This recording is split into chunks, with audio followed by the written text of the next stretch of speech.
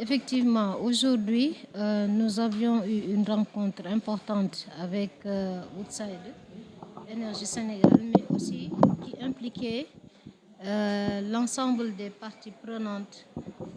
à l'exploitation du puits de Sangomar dans la région de Fatick. Il était question d'un partage d'informations, mais aussi de sensibilisation à l'endroit de tous les acteurs sur le projet en question, parce que c'est un projet qui intéresse tout le monde, parce qu'il y a beaucoup d'espoir qui est placé sur ce projet, mais au-delà de cet espoir, il y a beaucoup d'attentes aussi des populations. Et à travers les interventions de ce matin, on a senti que les collectivités territoriales, on a senti que les acteurs de la pêche, on a senti que toutes les autres parties ont eu à faire des contributions importantes allant dans le sens soit de l'amélioration des activités du projet, soit aujourd'hui de voir dans quelle mesure, comme vous l'avez tantôt demandé, à quel moment est-ce que nous pourrons voir la première production dans la zone. On a parlé de la fin 2023, début 2024, et nous espérons qu'avec les actions qui sont en cours, que ce délai pourrait être respecté. Et je sais que nous avons aujourd'hui décidé, toujours pour plus de transparence dans la gestion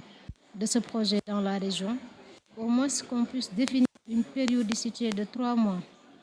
de telle sorte à ce que tout ce qu'il y a comme information puisse être porté au niveau de toutes les parties prenantes. Mais au-delà même de cette information, il est essentiel aujourd'hui d'écouter les collectivités territoriales parce qu'elles aussi, elles ont des besoins, surtout par rapport au contenu local, mais aussi à la responsabilité sociétale. Parce que si nous ne prenons pas en compte cet aspect, je sais que quelque part, s'il n'y a pas une bonne compréhension, cela peut générer des problèmes de compréhension, bien d'harmonie même dans la gestion de cette question. En tout cas, nous espérons qu'à travers des échanges de ce genre, où il y a lieu de rectifier ce qui a rectifié, mais aussi de corriger ce qui a corrigé, excusez-moi de la répétition, que nous pourrons asseoir un partenariat dynamique mais fécond entre Woodside Energy et l'ensemble des parties qui sont concernées. Au total, ils ont parlé de 24 puits. De 24 puits, mais ces puits n'auront pas toute la même fonction parce qu'il y a des puits qui auront une fonction bien particulière et d'autres qui se différencient de par leur fonction à ce qu'ils devraient faire. Et je sais que techniquement parlant, il y a un ingénieur de Petrosen dont nous avons beaucoup salué la présence ici, parce que c'est une des premières fois quand même que nous sentons cette présence de Petrosen aux côtés de Woodside et qui nous a permis de clarifier non seulement la présence de l'État dans ce partenariat avec Woodside, mais aussi de revenir sur le rôle important que Petrosen joue aux côtés de Woodside dans la gestion de ce puits. Et nous avons pu quand même bénéficier d'informations importantes et nous avons pu constater qu'il y a les ressources humaines locales qui sont là et qui méritent aujourd'hui, qui sont en train d'être valorisées dans la gestion de ce projet. Et c'est ce que nous saluons. Parce que c'est déjà une orientation de l'État du Sénégal. Le fait aujourd'hui d'avoir un institut qui s'occupe uniquement de pétrole et de gaz, mais aussi d'avoir des ressources humaines de qualité qui puissent porter ce projet de telle sorte à ce qu'on puisse sentir l'implication des ressources humaines locales dans ce projet. Je crois que c'est une avancée majeure. Présentement, je sais qu'ils ne sont pas revenus très globalement sur ces aspects techniques, mais ce qu'on peut retenir, c'est que globalement, ce qui a été retenu comme nombre de pluies à forer d'ici la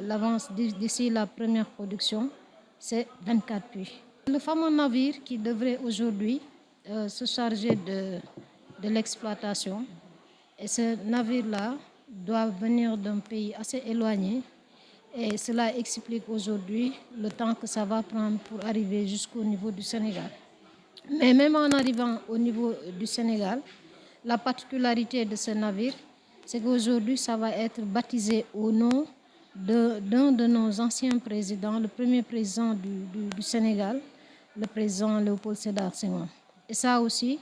je crois que c'est une marque d'intérêt particulier qu'on a pour le Sénégal, mais aussi pour un hommage aussi à ce président mais aussi à toute la nation sénégalaise à travers ce nom important.